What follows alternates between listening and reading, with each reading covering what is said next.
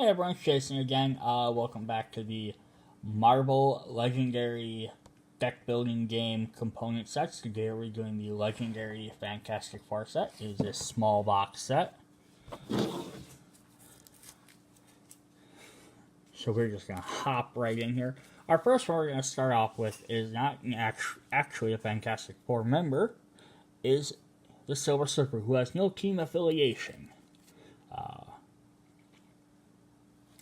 So he has the focus ability. This is a new keyword added. Focus 2 stars, and you can draw a card. So you can pay two cards instead of recruiting a character. You can pay two stars to draw a card, but you can use this as many times as you can pay for it.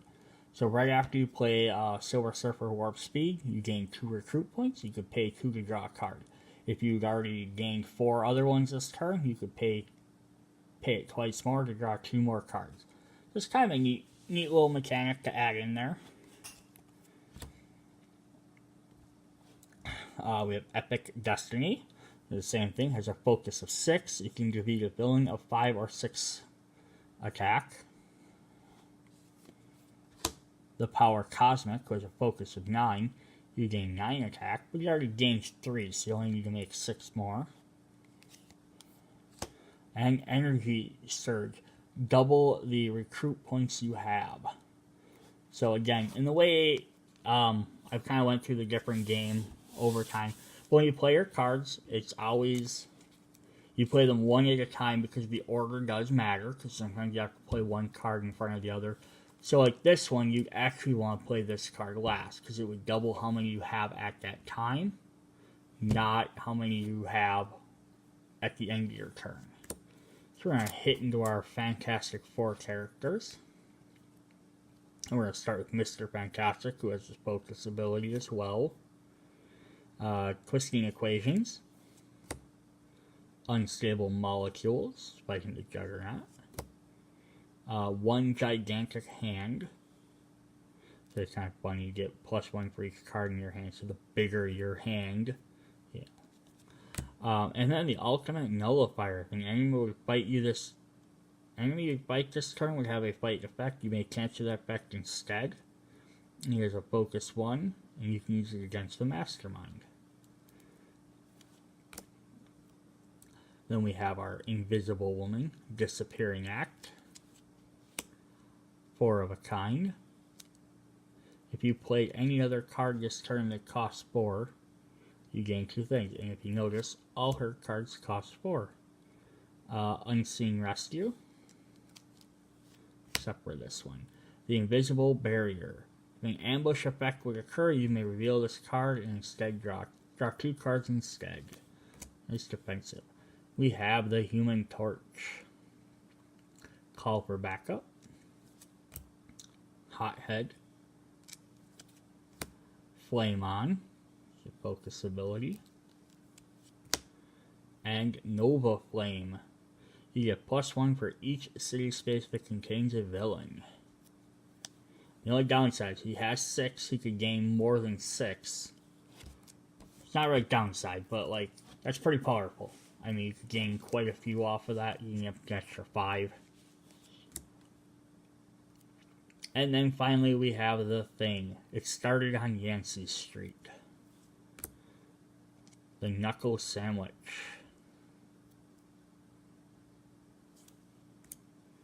Crime Stopper. And then, of course, it's clobbering time.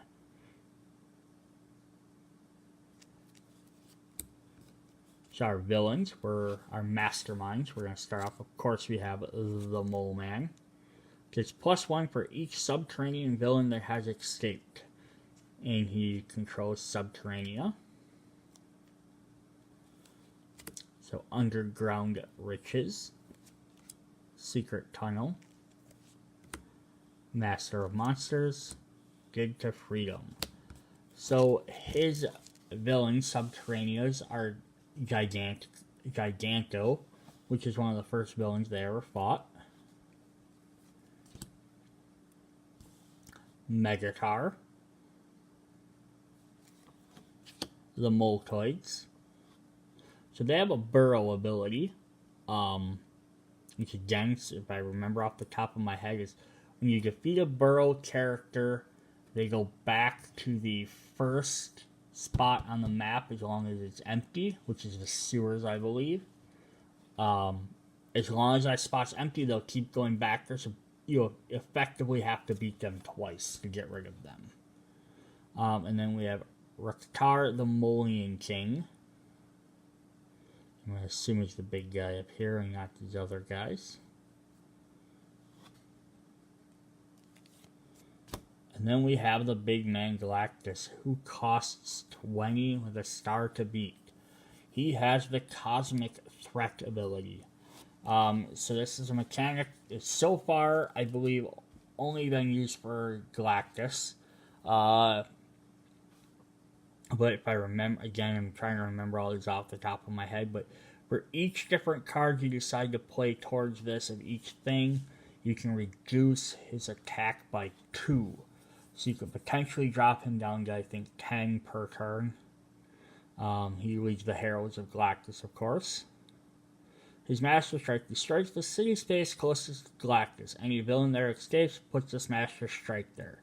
Galactus has a special win condition when the city is destroyed. So every time you draw one of the Master Strike cards, he destroys a spot on the board. So it goes from 5 spots to 4 spots to 3 spots, as if he's eating the city. So that's pretty a neat mechanic for Galactus. Sunder the Earth. Panicked Mobs. Force of Eternity. Cosmic Entity. And then his Heralds, who also have Cosmic Threat, but each one, they don't have all 5 like Galactus does.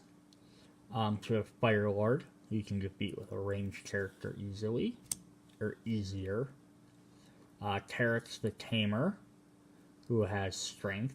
But you can only use the Cosmic Threat, I believe, once. You can't put like 4 Strength cards and drop them down to 0. Stardust, who has a Covert. And Morg, who has the Instinct. So the only one there's not is one for attack, because there's really not a tech Cosmic villain. And finally, these schemes are Bathe the Earth in Cosmic Rays. Flood the planet with melted glaciers. Invincible Force Field. 7 Twist. Stack the twist next to the Mastermind as a force field.